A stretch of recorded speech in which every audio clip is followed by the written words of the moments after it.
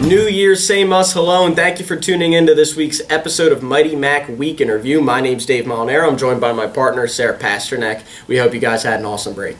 We definitely had a great break, lots of basketball to catch up on. Let's start with the women. They are now 3-3 in CSAC because they went 3-3 over break. I was able to watch exciting wins against Rosemont and Clark Summit on the road, and then they hosted Karen and Newman when we got back. Let's take a look at those highlights. Down 3 to Karen late, Erica Kramer hits a 3 from the wing to tie the game, and a late Amber Ballinger 3 ball gave the Mighty Macs a 66-63 victory over the Highlanders. Against Newman, the Macs were locked in a tight one, early as Gina Kachi gets this pass from Ballinger and hits the 3 from the left wing to put IU ahead 8-7 in the first quarter. Moving ahead to the second quarter of a tie game, when Teresa Walsh runs the floor and is rewarded with a pass from Momoko Johnson, she finishes at the rim to put IU up by 2, 15-13. After a Newman run had the Macs down by 7, Annie Kahuka takes the pass at the top of the key and drives hard to the bucket to score and cut the deficit down to 5. On to the fourth quarter with Newman, the Macs are trailing by 11, and Teresa Walsh with a good entry pass to Tamira Laws, who had scored her 1,000th career point against Karen, wasn't lucky enough in a loss to the Knights.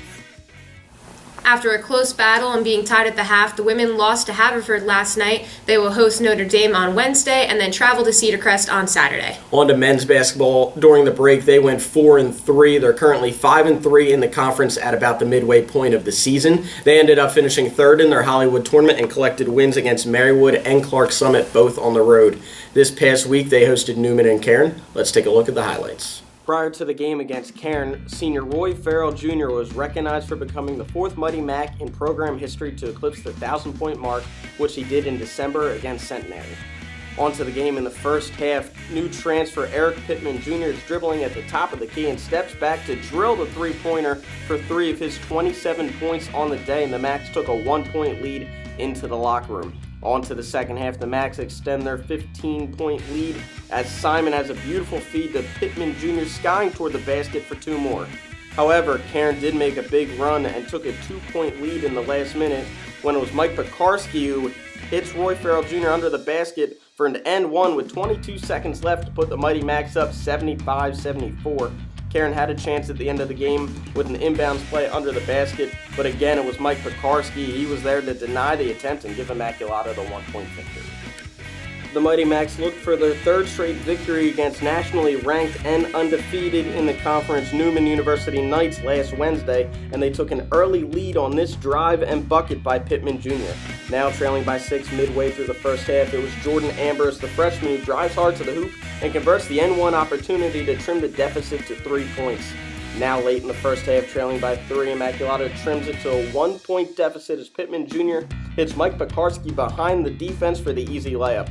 Down 8 at half, the Macs come out and started off slow, but Will Chapman drives and scores among the trees, but Immaculata would end up falling by a final score of 92-79. The Macs are going to host Gwinnett Mercy on Wednesday and Karen on Saturday. Track and field was back in action at Kutztown on Saturday in an event with no team scoring. Mackenzie Green had the best finish for the Macs in third place at the 3,000 meter, just ahead of teammates Kara Sitch and Emily Carty. Paula Barrett also had a top 5 finish in 5th in the 1-mile run. For the men, Thomas Sagendorf had a top finish in 8th in the shot put, and Matt Pascarella placed 11th in the long jump. That's all we have for this episode. We have a doubleheader on Wednesday. Since it's syllabus week, you got to come out for the doubleheader in Alumni Hall starting at 6.